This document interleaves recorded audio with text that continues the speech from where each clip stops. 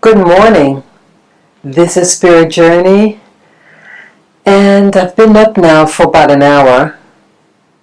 I want to talk about some issues as it pertains to race or demographics, about the working environment, about Roseanne Barr. I think that's her name. Roseanne Barr, she's recently been on Twitter about, she said some Twitter stuff. I don't have Twitter. I never had an account. But to my understanding, she had said something that was very inflammatory. That could be taken as very inflammatory, bias or racist, or the term they use, bigoted. She mentioned something about this woman and referred to her in unflattering terms. I didn't know who that person was, who she was referring to, but this person works for the government and looks like she could be a black person. So definitely, if you're a black person and for a white person to use that terminology, it's considered highly inflammatory. But that particular term she used is a term that's often used to people in general for when someone's angry at the person and to put them down because there's something maybe not right about them in their conduct or something, more than just that they're someone inferior in the traditional bigoted sense. Again, it wasn't a terminology that she should not have used that.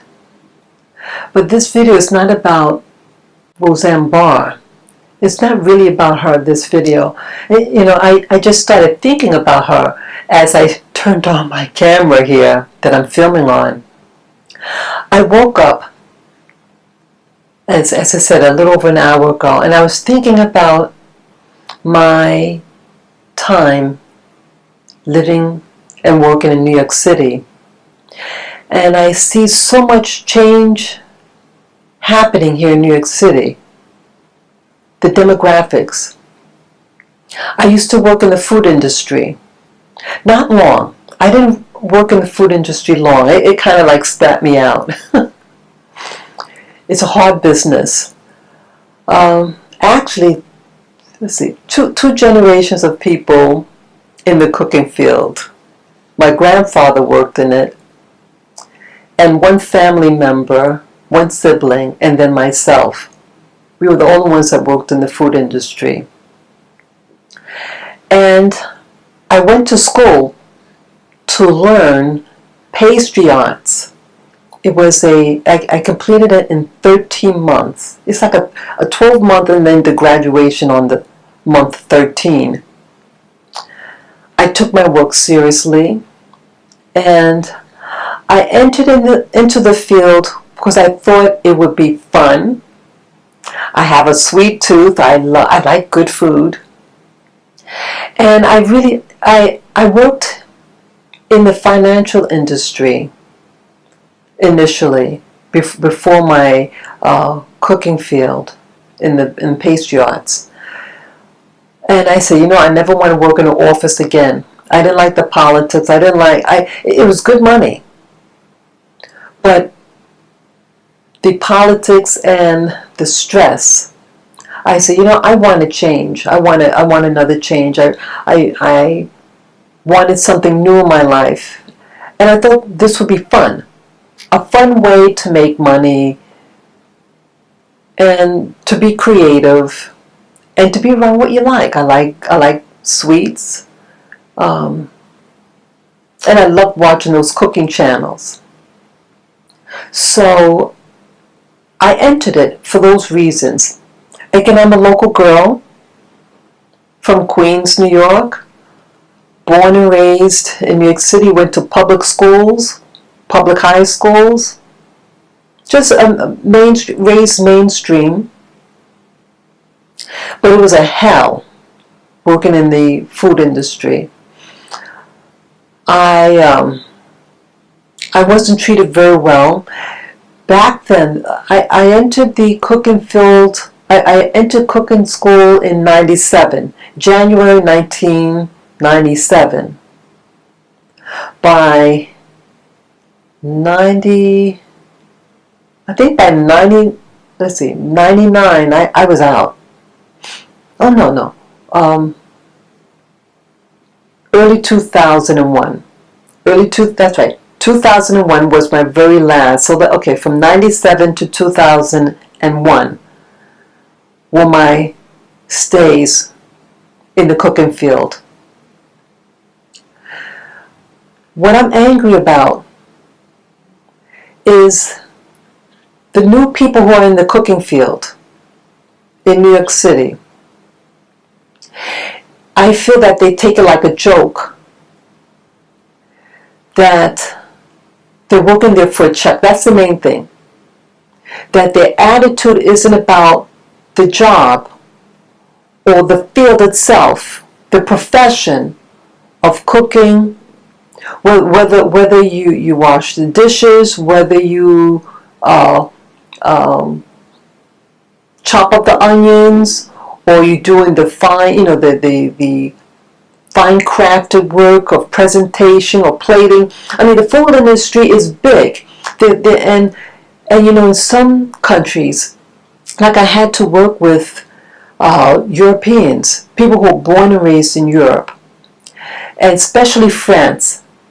They take the cooking field seriously. Seriously. Whoa. I was like, wow. You learn a lot from them. The old school. I should say the old school. They'll be like, now, the people who I work with from Europe, they'll be in their late 40s. They were in their 20s when I was working in there.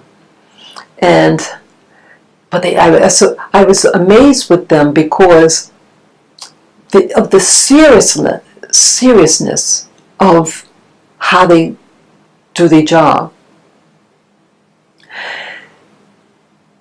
And in Europe, in France, again, I know this is not Europe, this is not France, but a lot of the hotel restaurants base their standardization of the field from back home in Europe. Many of these restaurants are owned by Europeans or people of European descent. And we would flock in those places in New York City.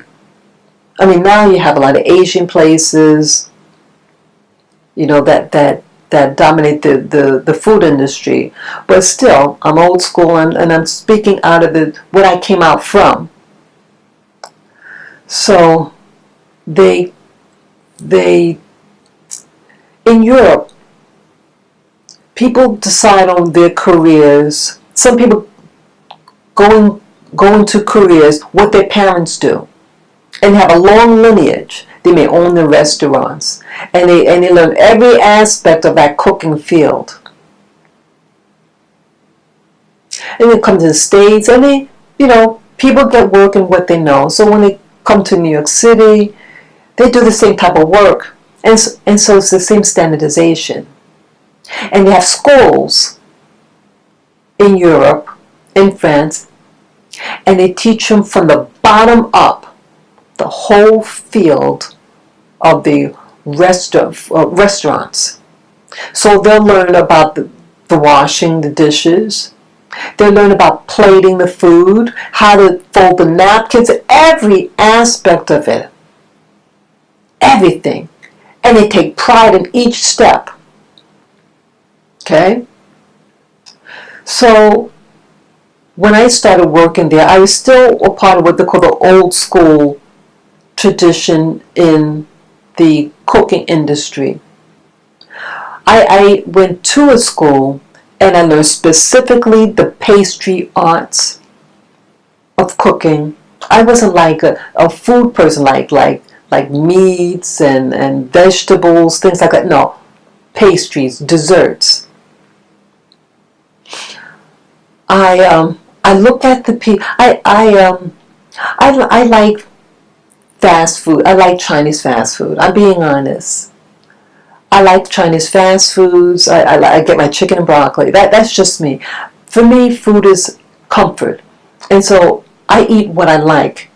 But I remember the first time I went to a restaurant, with this guy that I knew, and he wasn't eating what he liked. He wanted to eat to be seen what he's eating. Back then, this is going way back. I used to drink milk and drink milk with my meals. Oh, he says, oh, that's a children drink milk. Blah blah blah. Oh, you should have a glass of wine. Blah blah. But I wasn't into alcohol, and I'm still not into alcohol. I have alcohol. I've drank alcohol, but that's not my beverage of choice to drink with my meals personally. Especially back then, I was a milk for a person. Yeah, I really don't drink milk now. But that's what it was. I ate what I liked. If I ate it at home, if I go to a restaurant, I'll eat types of food that I eat from home. And back then, I did like pasta. I would get the same. When I started going to so-called real restaurants, I always got the same thing: pasta in a cream sauce, white cream sauce, and veggies. That's what I like. So that's what I always got. And then I get a little dessert. So, but like this one person I went out with that I'm mentioning, he was into eating to be seen what you're eating. So you have to have wine or some alcoholic beverage. Oh, you got to get some statusy looking food. So that was my first introduction to that. But I remember also back then, this was in the 1980s, who worked in the restaurant industry? Who worked in there? Who served your food? Back then, the people who serve your food, at least the restaurants I went to in New York City, they were primarily white gay men. And this restaurant I used to go to regularly every Friday with a friend of mine. It was a northern Italian and French food. I was introduced to the place with this friend, but it was a different friend, not the guy. But these people were the same type, about status and everything. And one thing with these servers, they served well. The presentation, the place was immaculate. Like in the front, they had the bar, and then the finger food at the bar table. And in the back was the restaurant. Nice. I like the flowers and the ambiance. And when there's birthdays, they sing to you. They act real silly, the waiters. But it was clean. And the food was good. Back then in the 1980s, New York, you can get some good food. I had only once eaten at a Japanese restaurant in the 1980s. I think this was the early 80s. And I got food poisoned. Or food toxicity poison. I got sick almost like a half an hour after eating the raw fish. I got severe cramps and started throwing up, and had chills and everything. But it was nothing serious. I called the poison control people, and they said it was good that you threw it up. Just monitor if you have any problems. Come to the hospital. But how you're feeling now and everything, it seems like you'll be okay, and I was. So even eating Japanese food. I might have just said Chinese. I meant to say Japanese food if I didn't say Japanese. The sushi and stuff like that. That was the only time that I ate it back then. And now in New York City, they're all over the place. These places that sell sushi, or those sushi rolls. All extremely mainstream and popular now. Wait a minute, let me kind of get back. Now, the theme what I'm really getting at. About presentation. About the workers there. When you went into a restaurant there, there was no drama.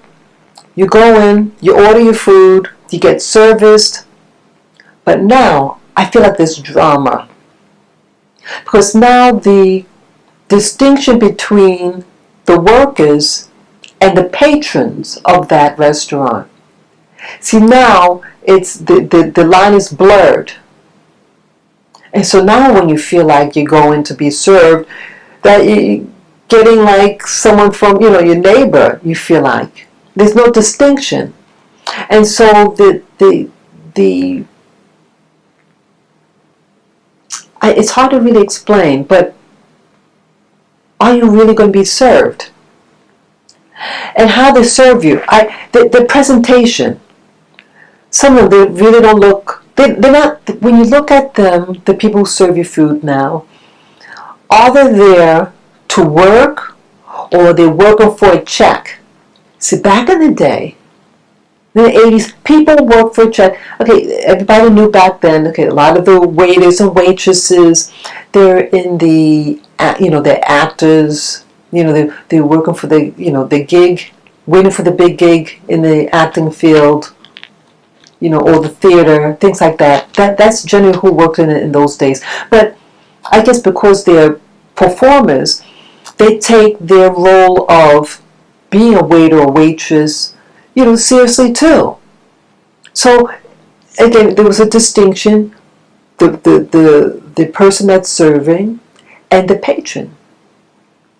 But now, it's like there's no distinction. How they serve their food. Some of them they have their bare hands, and they can be combing their hair with their fingers, and then put their hand in the food. And that's what's bugging me. That the cleanliness of the server, the type of people that they're getting. See, now with I forget the terminology that they're using now in New York about the inclusiveness to get everybody in, not to discriminate. There's a term that they use. Diversity, that's the term. They use the term diversity now. But now the term diversity is just an excuse to get unqualified people into something. They're losing the standardization of the field that they're in. They're not training them. So how they present themselves. They don't look like they're there to work. They complain openly, gossip. Mostly it's the uncleanliness. How they serve their food. They plot the thing, like you have this dipping salt. The thing was on its side, and it spilled all over the tray that they presented my food with. That's a total no-no. You get dirty dishes. All this stuff. And the last person I went to, last place I went to, I had a local person serve my food. She just looked very, very tired. I mean, yes, some people could be tired. Maybe they worked 2 jobs. And this video is not about being insensitive. But my anger that you might sense in me or hear the tone of my voice is that when I started out, I couldn't present myself as this person did. Not for long, because I wouldn't be working there. I'd be thrown out. That's what I'm getting at. That the standard that I was under was so high. It's like you couldn't make a mistake. You couldn't be a black person and make a mistake. But you could be white, European, or Hispanic. And you could make mistakes. But they all covered for each other. But they didn't cover for me. And it's like I wasn't allowed to make an error. So it was a lot of pressure to perform. It was hard. And I didn't know it was going to be like that. I mean, my brother said, it's a challenging industry. It's a hard industry. But I didn't know that it was going to be based on biasness. See, it wasn't a lot of women in the field also, in the restaurant industry. The people who were preparing the food, at least. People who prepare the food, it was overwhelmingly male. And males from Europe, males from the rest of the Americas. It was a very international field. And it was very few Americans. And definitely very, very, very, very, very, very few American black women. So I was the only American black woman at some of the jobs I worked in the cooking field. And they had this one American black woman. She was extremely, extremely large. She was about my color, or maybe even a little lighter. And she was crying. She was crying. She told me that they were bothering her. And it was hard. It was. You very rarely see black women back then crying. Because they were generally very tough. The American was real tough. But she was in this. She was a local girl. Big girl. And she said she would cry, go to the bathroom and cry because it was getting so hard. That was the first place I worked in. And then she had fallen. And she was pregnant too. That's also why she was so big. I didn't know she was pregnant. But it turned out she was pregnant also. So she was extremely large and pregnant. And she fell on the floor. And the people in charge, the chef and the assistant chef, I was in the room when they were talking behind her back. Oh, that, make fun of her weight. And, she fell on purpose. That's also what I heard. I'm repeating, they were really angry at her. And me, they harassed also. This European lady that I thought was a friend. And the game she played on me, I think I got blacklisted from the industry from that lady. Wow. Something happened at one point. I got let go. After this white French lady, she was in a program. See, at least the hotel restaurants that I was in, they have a program. They recruit you from Europe, and you could be a black European too, but from Europe. 18-month contract to get experience, and then they send you back to Europe. And she was in this program. And she said that the government has this program that she was in. And I met her when she was in her year. She was in for a year. She just had six months to go. And she did something. She was harassing me. She said, well, when I started out, she said, they did this to me. I thought I was your friend. And she's doing these things to trip me. Make me make mistakes, to get me in trouble, deliberately. And one day I just had enough. And I was on my lunch break, and I was talking to one of the guys in the room next door where I worked to vent. And she had walked in the room for something, and she sees me. And I'm not sure how much she heard, or she knew I must have been talking about her, because I was angry. I finish my lunch break, I leave the room, get back in the room I'm assigned to work in, and almost immediately, human resources want to see you. And they gave me my pink slip. I was fired. No, nothing, no explanation. So I had to go back in the room to get my things. I didn't know why they called me in there. And the French guy goes, I'm sorry. I kid you not. So I take the cooking field the point is, I take this cooking field very seriously. That it's an honor to work in a fine establishment, restaurant, or hotel restaurant. It's a gift if you're a person of color to work in there. I should say a black person, a black American who works in there. Because when I was in, they didn't want us in there. And so when I see blacks in there, local blacks, even the local whites, it's like they don't care. They come in, it's like they're there to play. They're just to work for a check, and they can't wait to leave to party. That's how they come across. It's a lack of pride in the work, the presentation, and a phoniness about some of us who work in these industries that we traditionally haven't been in. I even went in I have 3 little dogs that you know about. Many of you know that I have. And a groomer, a dog groomer. And I went to a local place. This place was a woman, a black American woman. She was firm, boy, very firm. She had the freckles, I think. She was older. She was older than me. And she had some helpers.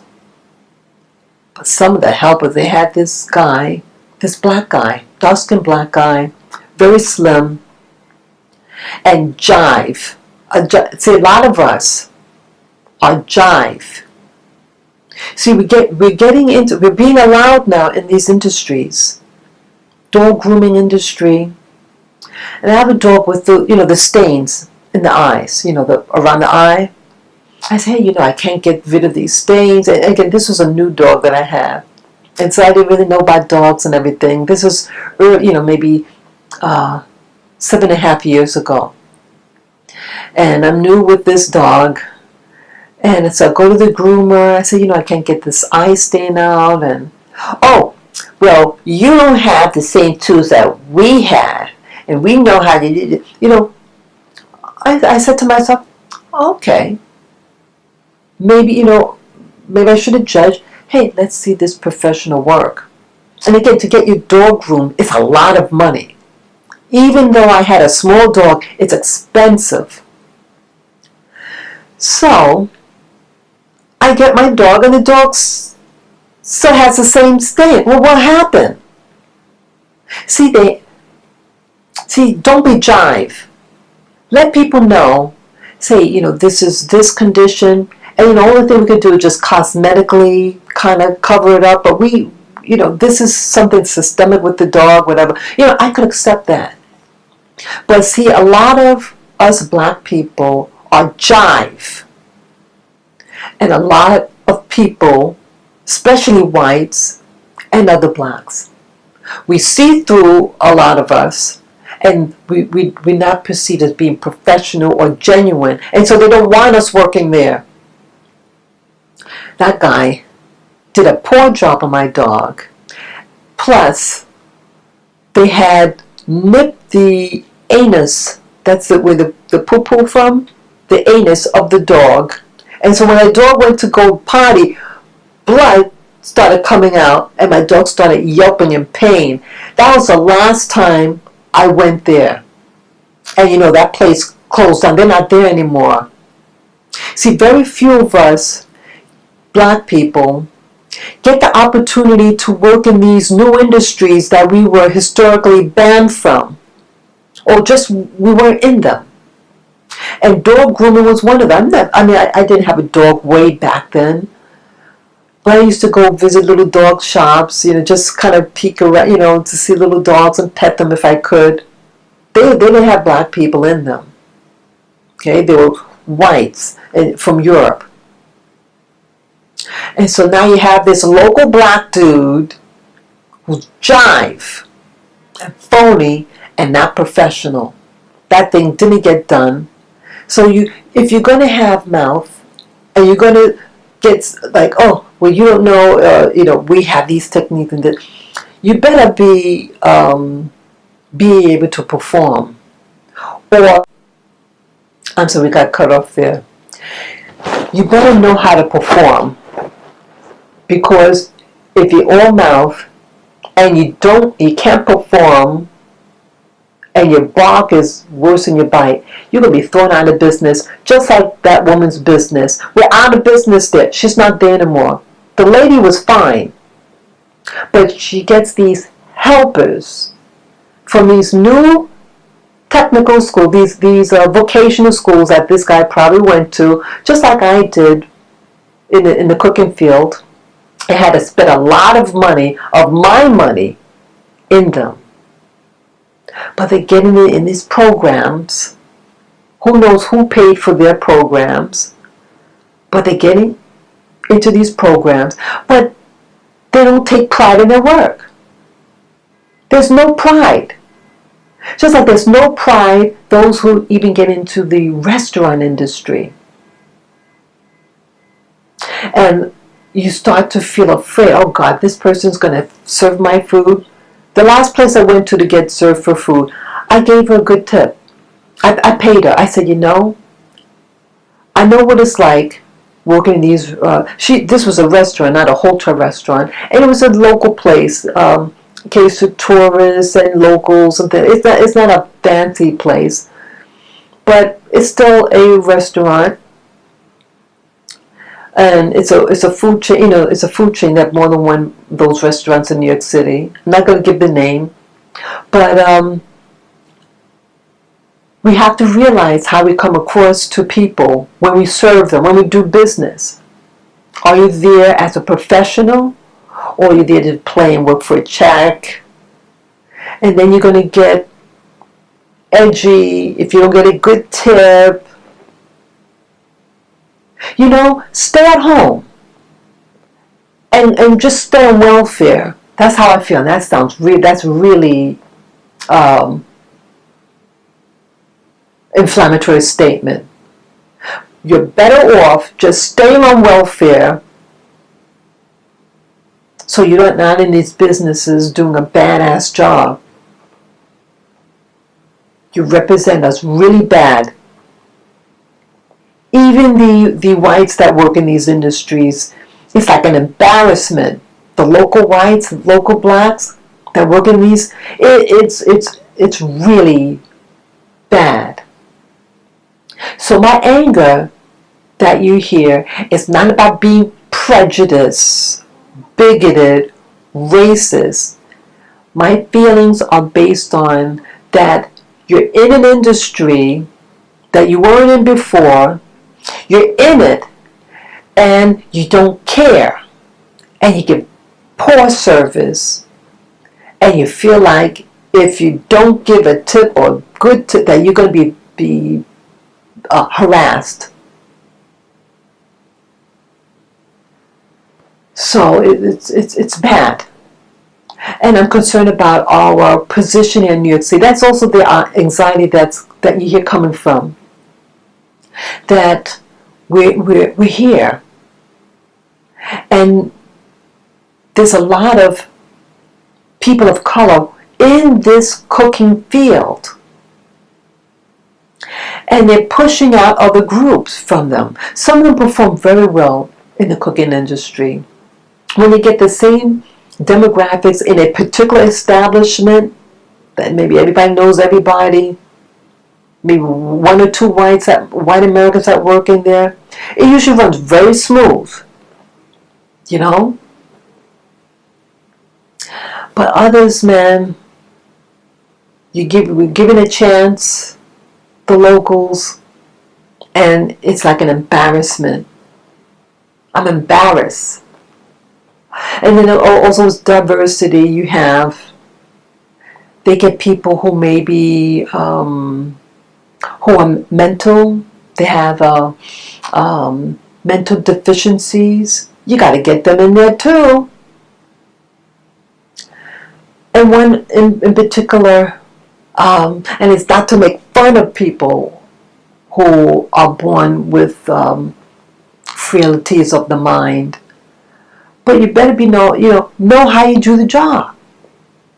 So the person had walked up to me, and it's like a speech they learn or something, one phrase, and You think, oh, okay, you approach me, you ask if I need help, whatever. So I ask them, yes, and they don't know how to help me. Because they didn't learn that second part of delivering that assistance. They only are taught how to say it, and that's it. And so you're left feeling angry and frustrated because you're not getting the help when you do need help. And you ask them, because now you have to cover the diversity. And so that also means people who are frailties of the mind. And so it's like, it's a game. I feel like I'm being mocked by these people, due to the outcome of it. And so I'm angry because in the day when I was starting out, you had to be perfect. You couldn't mess up because you're out of the job. You're competing with all these new arrivals from Europe, let's say Eastern Europe or Central South America. They didn't have a lot of mainstream, blacks in those days. And then the white Americans that you did have back then, they were all, usually homosexual males. That was it. But now it's like, it's free for all, and I'm afraid to go into these establishments because I don't know what I'm getting. And again, as I mentioned I went in that establishment going on, I think, 2.5 weeks ago. Something happened. And I told you about the thing with the head, and then my heart racing. I told you about the test results, at least some of them, the labs, the blood labs and the stool sample, all came out negative. But I still have health issues. What's going on? What's going on in these establishments? I don't know. And as I opened up this video mentioning about Roseanne Barr, see, she's angry too. She's angry because she knows about, you may not have the full evidence of something going on, but you see the results. You know something's going on, and she was in the industry that she was in. And this thing's going on. Human trafficking, sex trafficking. And then you have people in high positions who know what's going on, but they're being used as a cover. So I think the lady that Roseanne Barr, if that's her name, was talking about it could have been a black. She looks like she could be a black lady, but she has a high position in the government. But we're put in these positions so that when there's a mess up, the black person gets in trouble. And it's as a cover. See, we don't have racism. See, we got a black person in there. But that black person has no power. They don't make policies and procedures. They just implement them and are blamed. And Roseanne Barr got angry because this person should know what's going on, and in anger called her that name, which she should not have. And that because she's a bigot. And I'm mentioning this in this video because they're getting black people in certain positions. So now if you say something, you're a bigot.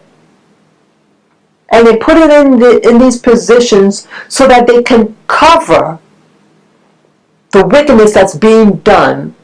And if you question them, just like if you questioned President Barack Obama, you're racist and bigot. See?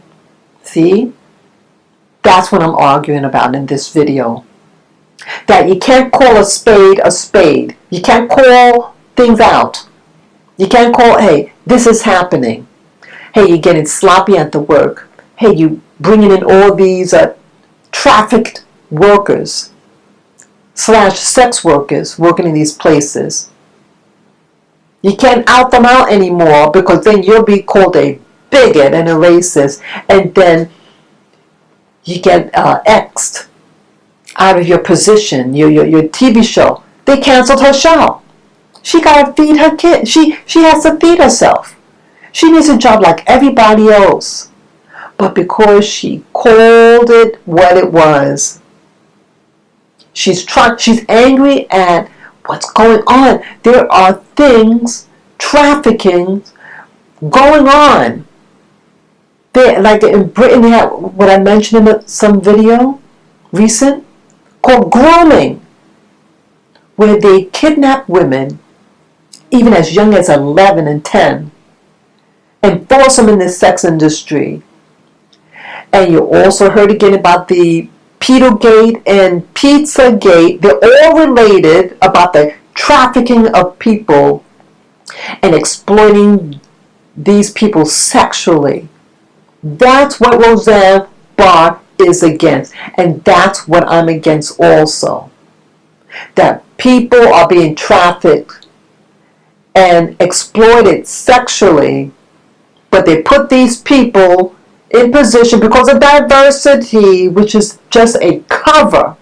So if you question them, you're called a bigot and a racist. I'm not a bigot and I'm not a racist. I believe in freedom of all races, nationalities, but I don't like when they're being used against me to harass me and to perform poorly because you don't care, because you're working for a check. Have some professionalism and pride in your work. America lacks pride in their work. And I'm afraid because my country that I love and I'm born here is being thrown down the drain and it's going to be taken over, I fear. That's what you're feeling in me right now. That's my fear, and that's why I'm reacting, and that's why I'm doing this video. I don't want my country to go down the tubes and even using your own to destroy its beauty and me. I'm scared. And I'm sad because it's a great country and it's going down the drain. Stop and look. Look beyond being the so-called racist or bigot. Look what the person is really responding to. What the real issue is about. Is the issue about race or orientation? No. It's about being socially engineered. That is the issue, the key issue of social engineering, the new dynamics of a country, of a nation, so that it goes plop. I don't want my country to plop. Please help America. Please help us transcend this foolery to save this nation. So that's all I have to say. God bless America, and God bless all its patrons here who love this country, regardless of race, religion, color, and all that good stuff. We're all one. Let's work as one people to keep this country together and not to be devoured from the inside out. Okay? Take care. Signing off.